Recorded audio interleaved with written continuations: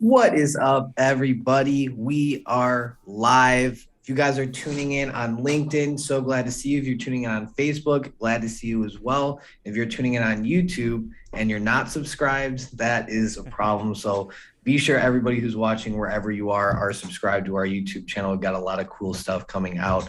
But yeah, I'm just happy to be back live. We are now on week 2 of being live. Consecutively. So we got to celebrate the small wins. So I'm really happy to be It's here. nice to be back on the horse. I think is a saying that they say.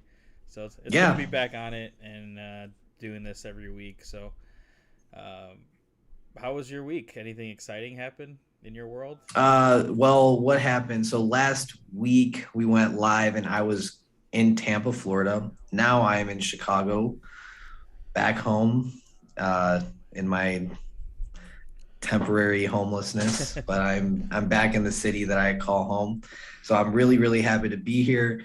Um, we did a great shoot the other day. I just put a post up. You put a post up about this on LinkedIn. We were at the Sable Hotel at Navy Pier Curio Collection by Hilton. They opened in March during the middle of the pandemic. 223 guest rooms, largest rooftop bar in the country, first hotel on Chicago's iconic mile-long pier called Navy Pier. And yeah, like the views out of this world. We had a nice corner guest room. We did an interview with the GM, Laurent, had some lunch there. And it was great because all 4 of us were there, right? Right. Tom was there, who most of you guys know, our creative director, and somebody who also executive produced the documentary. Taryn, who you guys probably don't know as well, because she's not like as involved and she's also a little shyer, but uh, she is our fearless editor. She edited our documentary and she edits a lot of our like major videos that we do. And she was also there to help Tom on the set and also help. It was great to have everybody together. It was great to do another in-person shoot. It's a fire video, so just another reason to subscribe to our YouTube channel if you're not. So yeah, that's my week. Just here in Chicago, hanging out. We're gonna try and do some more shoots while I'm in town, and I'm just glad to be here. Yeah, it's been a fun week. It's been great seeing you again. I haven't seen you in person since June, since you moved away, and we were so busy this summer. And it was a great shoot. Really, you really need to make sure you're subscribed to YouTube to see it because while we will release the interview in podcast form, it won't be the same visually. Taryn is a master of her craft and is going to edit that video and it's going to look fantastic. So definitely make sure you're subscribed. Um, and yeah, there's it's been an exciting week. I'm happy to end this Friday or end this week this Friday, and we got some more exciting stuff coming up next week. But yeah, Yeah, yeah, for sure. Speaking of things that are edited in videos and whatnot, just another reminder if you guys missed last week, the documentary that we have called Follow Me and I Will Be Behind You, which chronicles the life-changing power of the number one DoubleTree hotel in the world, which was located at the time the poorest city in the nation, and how this hotel revitalized the city. So that documentary is complete. It is in a film fest called the Reading International Film Festival. And the good news about this for everybody who's listening and who anybody who cares is that number one, you can come to Reading and hang out with us, see the film, go to the film festival, attend, maybe stay at the DoubleTree and like enjoy that and meet Craig and all the great people who make that hotel number one. Or even better, you can also watch it online. So we have that link in the description. So this will be like literally the only guaranteed opportunity to see this film like before it could take a long time for us to like go through a distribution channel and see how that's all going to work. Like you will see it at some point.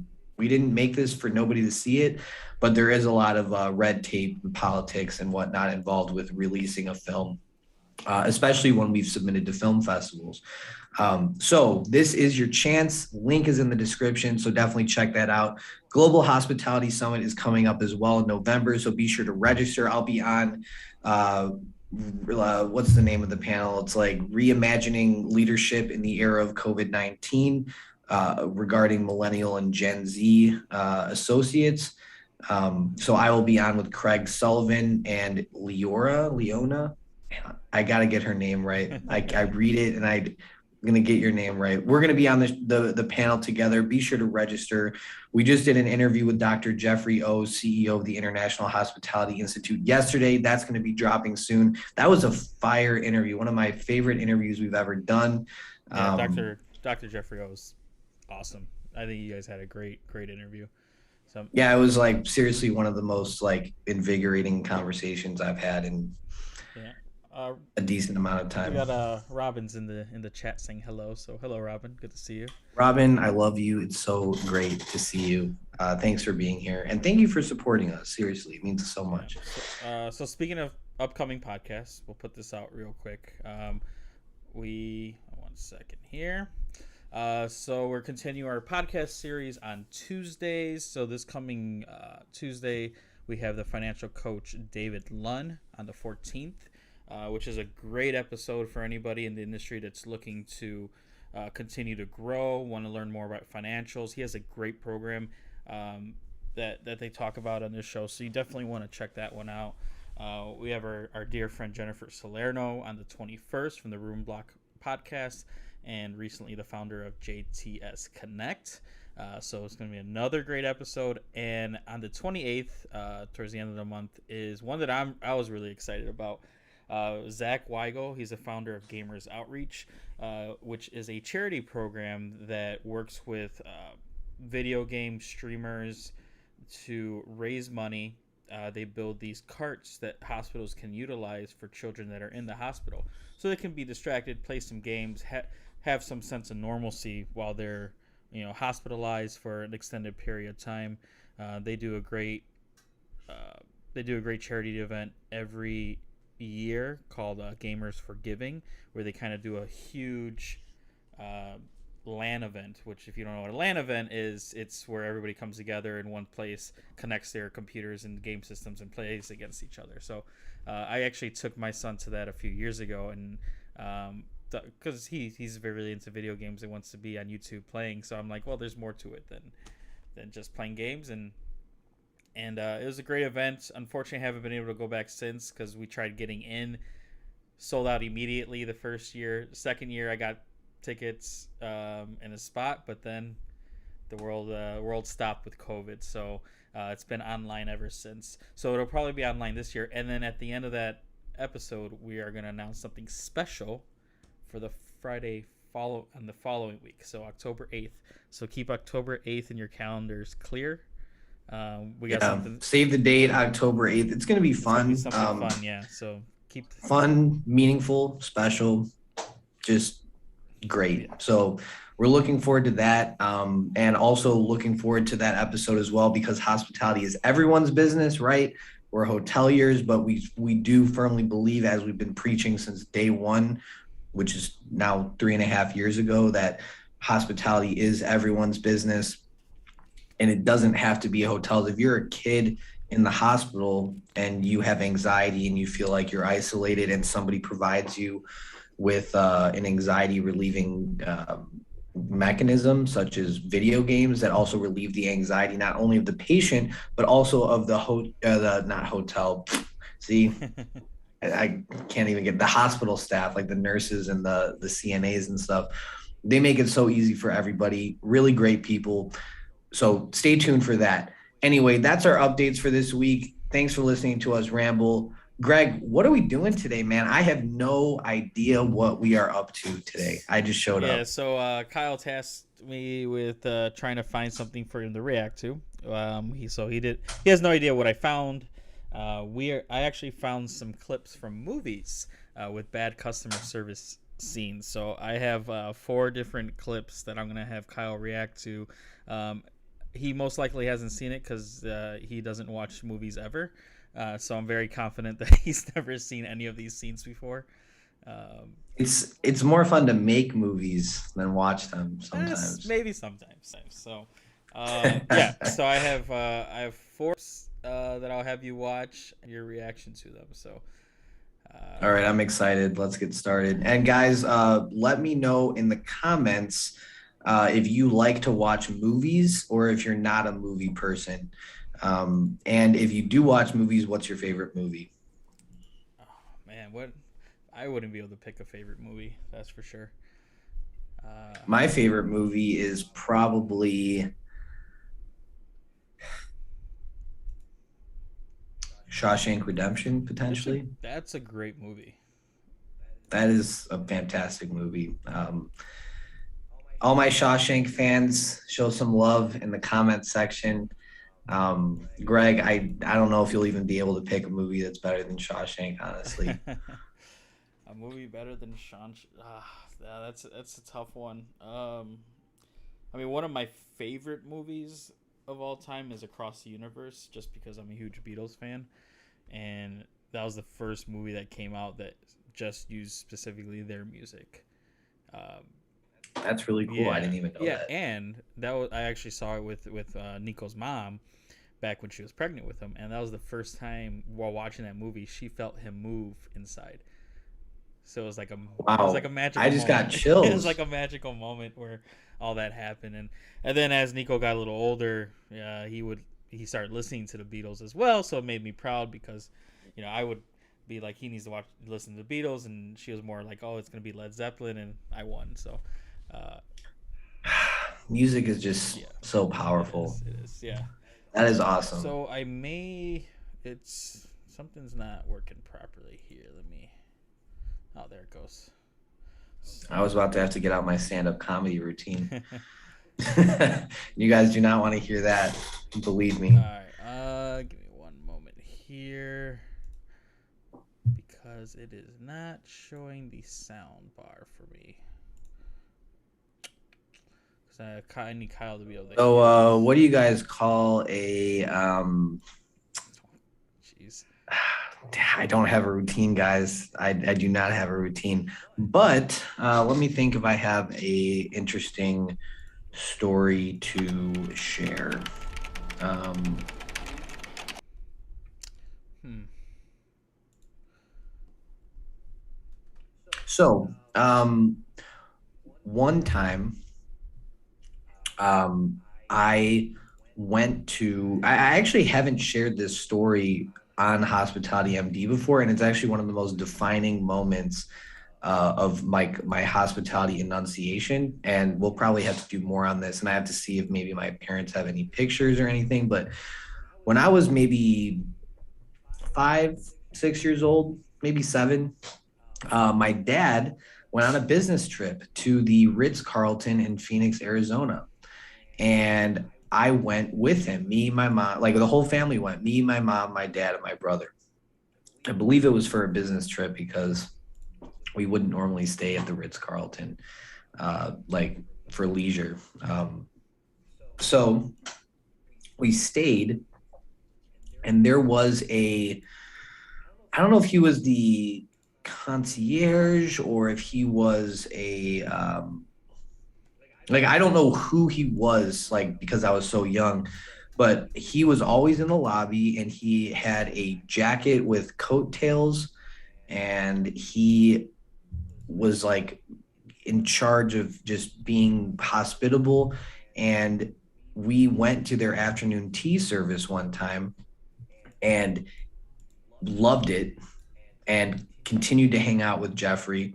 And then when we left the hotel, Jeffrey made a a tin of tea for both myself and my brother that had our names on it. And it said, like, like a nice note from him. And it was like a tin, a customized tea tin with their Ritz Carlton tea in it. And it was like so meaningful and so memorable. I think we had that tea um, in at the house for many, many, many years, just as a keepsake. And I'm gonna have to call my mom and see if she knows or has any photos of that experience, because yeah, that was definitely one of the enunciation moments where I was like, wow, this is what you can do in a hotel. This is how special it is. Um, yeah. So Jeffrey, actually, just gonna look on LinkedIn and see if I can find him right now. Like I'm literally remembering this story um, for the first time, that like I haven't even thought about this guy in years, but he's so critical. All right, I found a workaround. You I did. did. So it's gonna take a few more seconds between videos, but I found a way to make this work. Okay, no So problem. Cool. You guys, are you ready to go? so the first one. Have you seen Meet the Parents? I don't know if it's Meet the Parents or Meet the Fockers that I So Meet the saw. Parents was the first one, where he meets his soon-to-be wife and meets Robert De Niro for the first time, and Is that where he sets the whole house on fire, and or the whole fucking excuse my language, guys, the whole like gazebo thing that like her ex-boyfriend built, that he's like way cooler than him, and it was like covered in like yeah, polyurethane, yeah, and then yeah. like he exploded. Okay. So you have seen it. I believe I've seen it, but chances are I don't remember. Like I'm looking at this scene right now, like the preview. I don't have any recollection of this, but I'm really excited to watch All it. right, so this is an airport scene. So Awesome. one, let me mute myself so you can hear it, and then go from there.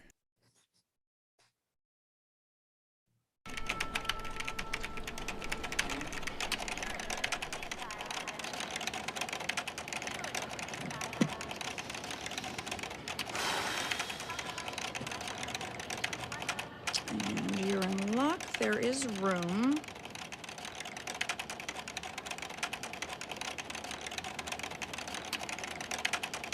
And without a Saturday stay over, that fare difference will be $1,137.11. Did you want me to book you the seat? Okay. All right. Did you want to check any bags today?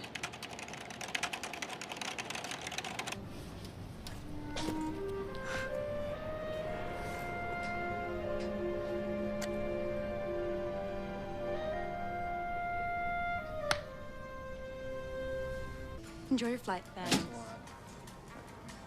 Hello. Oh, I'm sorry. We're only boarding rows 9 and above right now. You'll have to wait.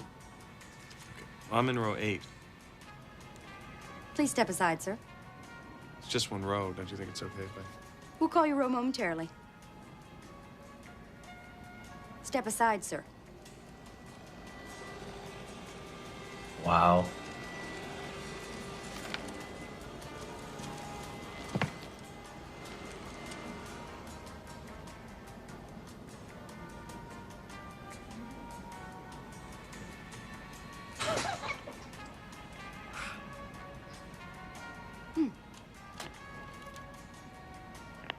Thank you for waiting. We'd like to continue boarding the aircraft now. We're now boarding all rows, please. All remaining rows.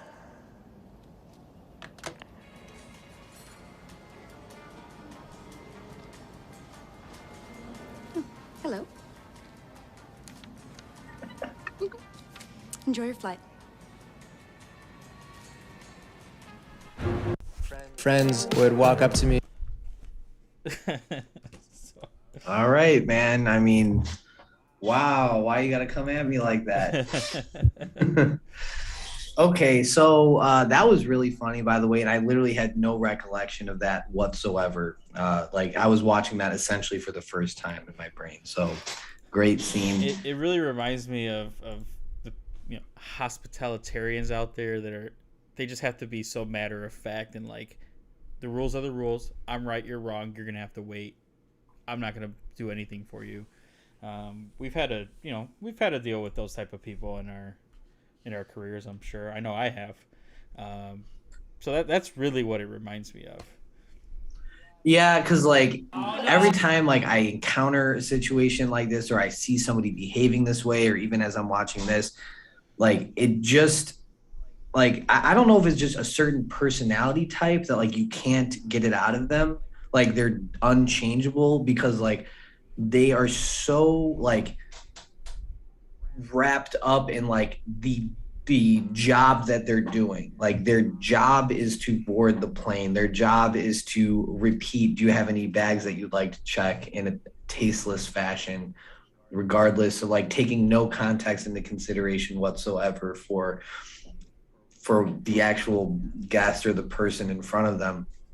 Yeah, and I don't know. I think it every time I just think it's a certain personality type that they are unable to shake the shackles of their individual role that they're doing. They have no appreciation for the big picture, and they're so desensitized to the environment that they're in that they don't realize like how catastrophic it is for like a certain person, for the individuals that they're dealing with. Right. Because at the end of the day, every single person they encounter, as much as American Airlines or whatever that airline was, I think services, it was a fake airline. I don't think they should use the real one. I think it was like Atlantic something. So as much as that fake airline probably services, well, you would think that they would service thousands, if not hundreds of thousands of passengers a day.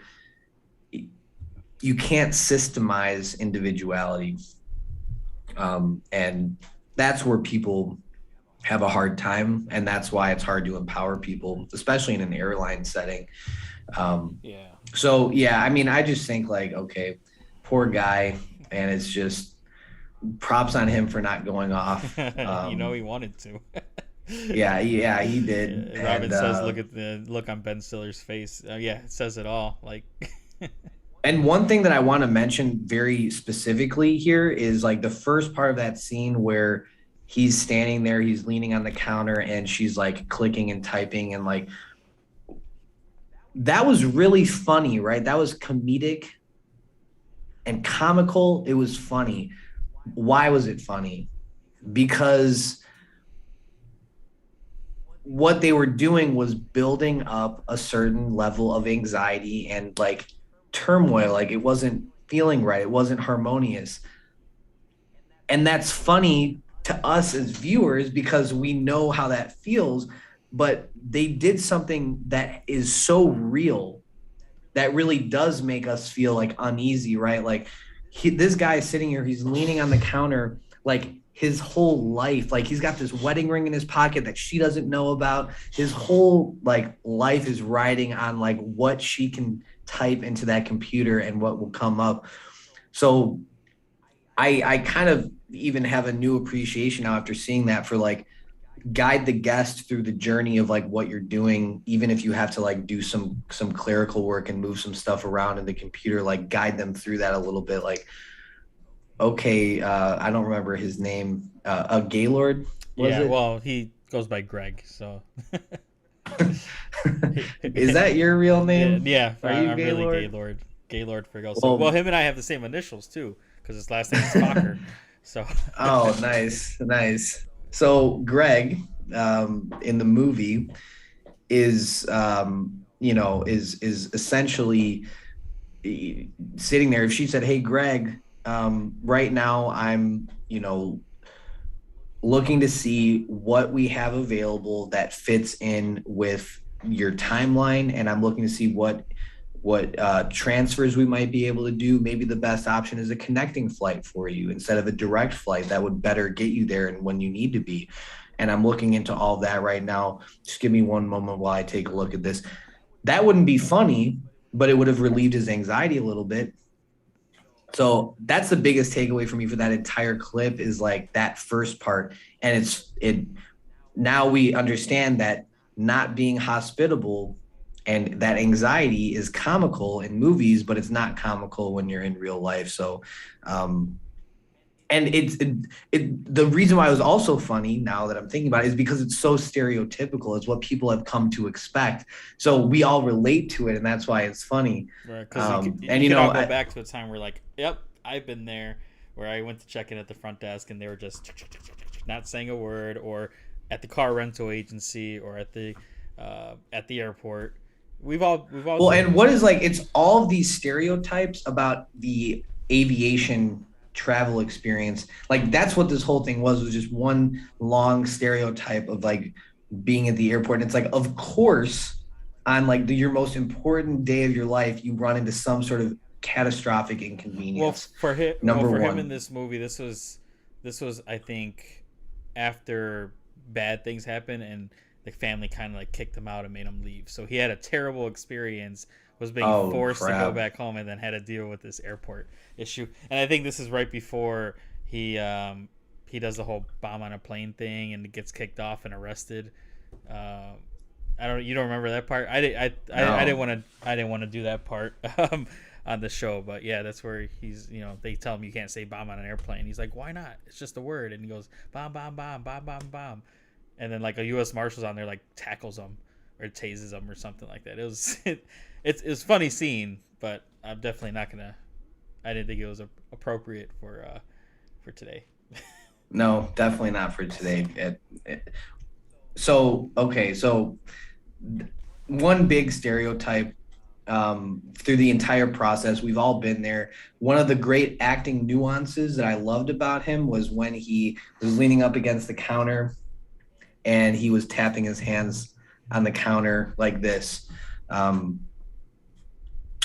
That's why Ben Stiller is one of the greatest, because he remembers and he knows what it's like.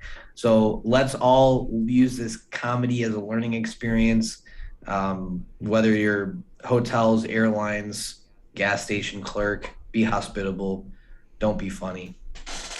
You can be a little funny, but don't fall into stereotypes. Yeah. All right. So this next one had me cracking up when I saw it. It's actually not from a movie. It's from an old TV show called Faulty Towers. Oh, I love this show. And it's hilarious, especially if you worked in the industry. This is like the original comedy of a hotel owner and the stuff he has to deal with. And I was watching this, I was dying laughing last night. Maybe some tears. So damn. All right. Well, now like I have to react somewhat, don't I? You better. All right, here it comes.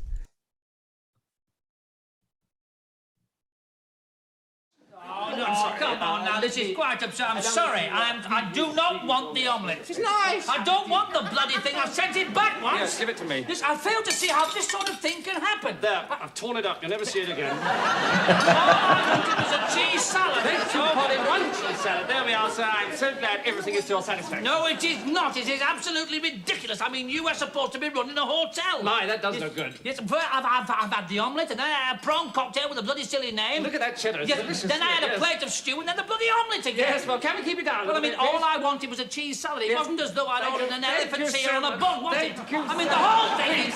It's ridiculous. Well, I'm glad we sorted for it a all man out, who's yes. supposed to be running a hotel, your behaviour is totally incorrect.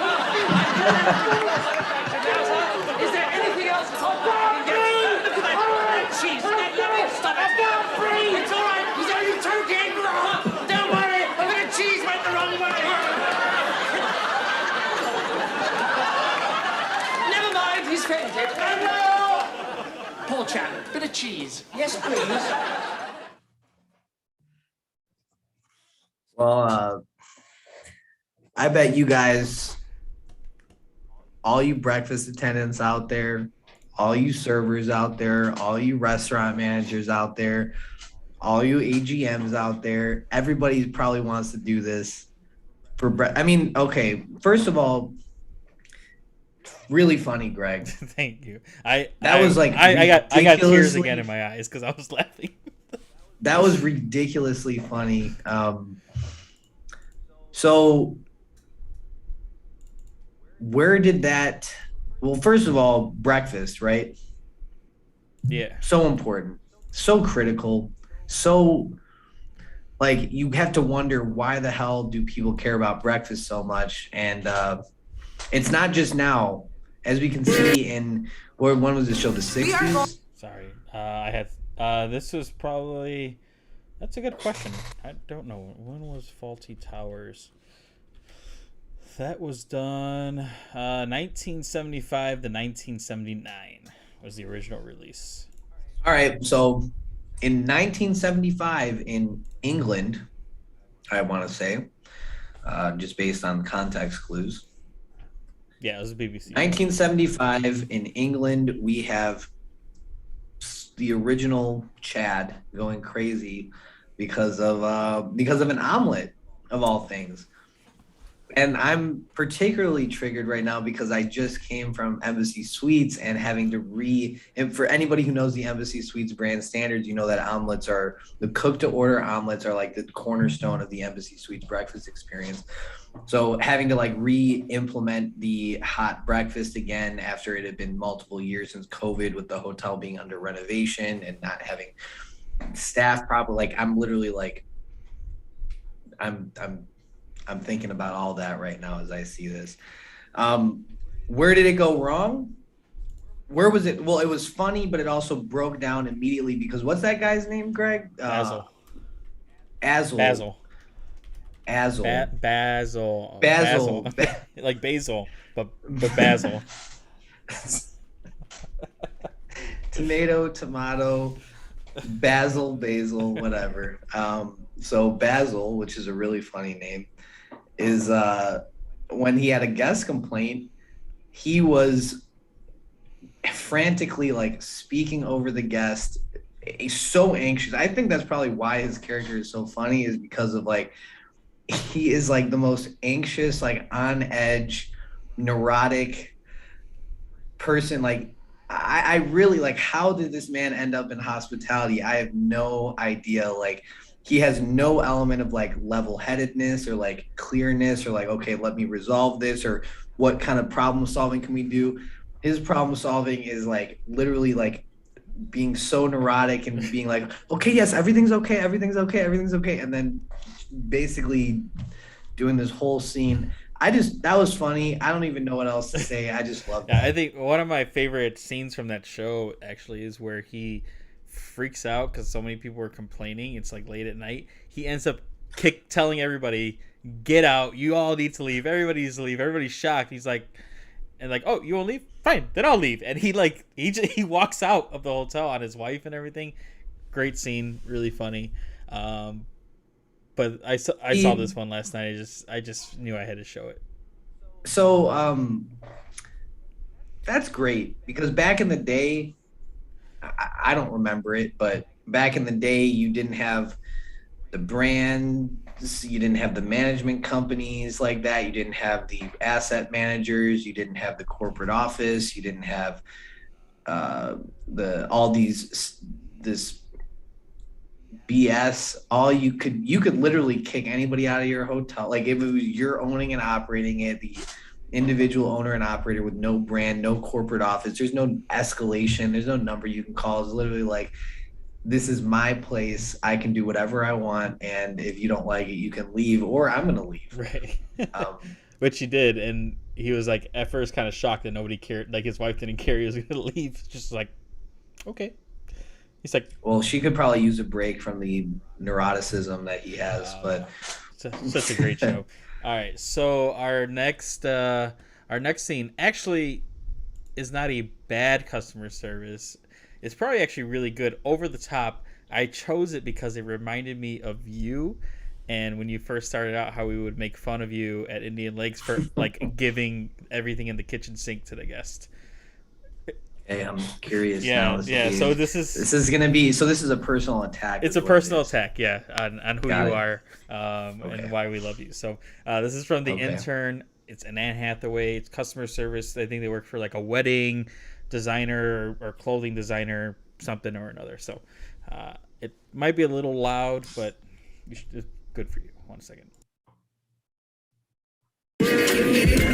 Look around me. So many wanna down me, but ain't no me to live without me. In front of a dirty door, never they found me, and I love myself. The world is a ghetto, but God's a dick inside. I love myself, but they can do whatever they want. I love myself.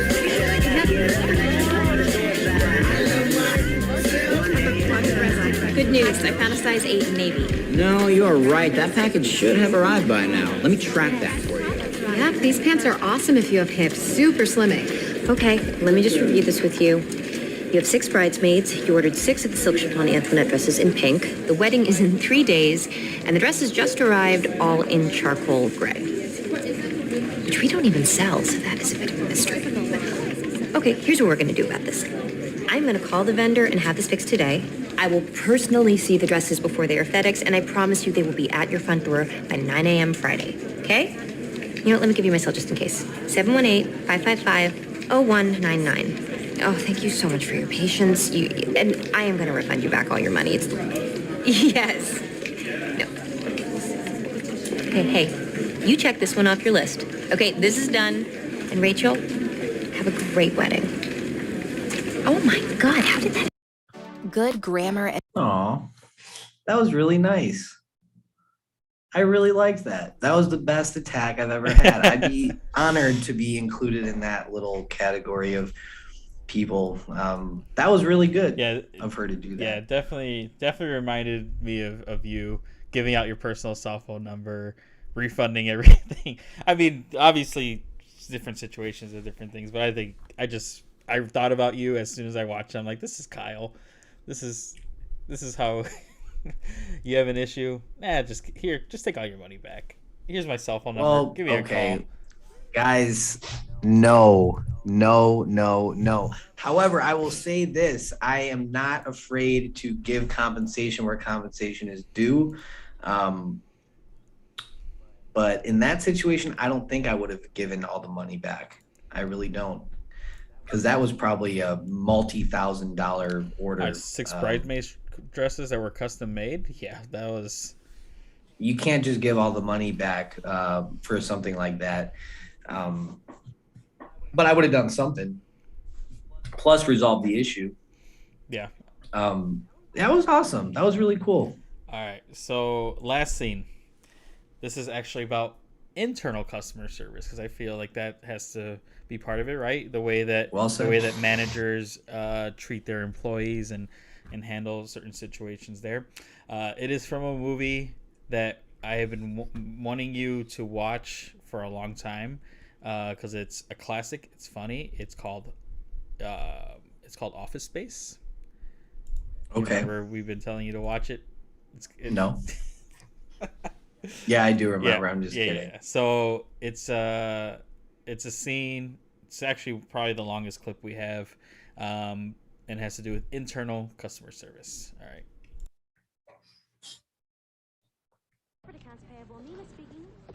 Hello, Peter. What's happening? We have sort of a problem here. Yeah, you apparently didn't put one of the new cover sheets on your TPS reports. Oh, yeah. I'm sorry about that. I forgot. Yeah. You see, we're putting the cover sheets on all TPS reports now before they go out. Did you see the memo about this? Yeah. Yeah, I have the memo right here. I just forgot. But it's not shipping out till tomorrow, so there's no problem. Yeah. If you could just go ahead and make sure you do that from now on, that would be great. And I'll go ahead and make sure you get another copy of that memo. Okay? Yeah, no, I have the memo. I've got it. It's right. Hello, Phil. What's happening? I came by here yesterday.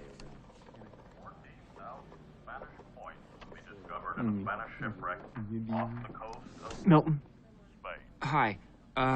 Could you turn that down just a little bit? Well, I was told that I could listen to the radio at a reasonable volume from 9 to 11. Yeah, no, I know you're allowed to. I was just thinking maybe like a, personal favor. Well, I told Bill that if Sandra's going to listen to her headphones while she's falling, then I should be able to listen to the radio while I'm collating. So I don't see why I should have to turn down the radio because yeah, all right, okay. I enjoy listening at a reasonable volume. Thanks. From 9 to 11.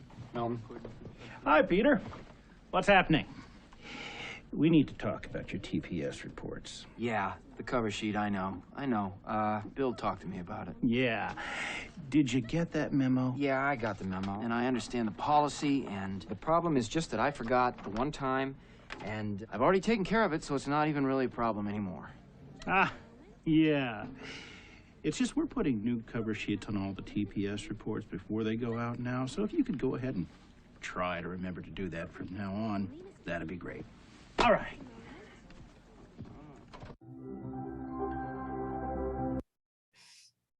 Oh, Jeez, man. It's so cringy because that is agonizing to watch.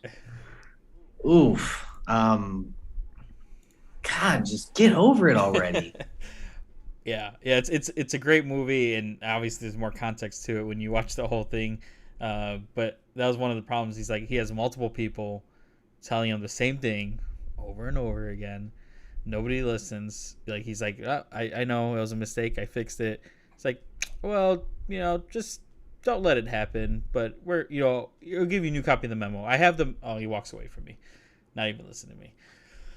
Well, and these are the same people that are going to be harping on efficiency and all this crap. And they're the ones who are going to be spinning their wheels about irrelevant stuff, backtracking, doing the same thing over and over again, talking to somebody about something that is already resolved and it's not an issue anymore, but at the same time wanting to talk about hyper productivity and efficiency. Now, efficiency, I've got nothing wrong with efficiency. Efficiency is great. It's harmonious.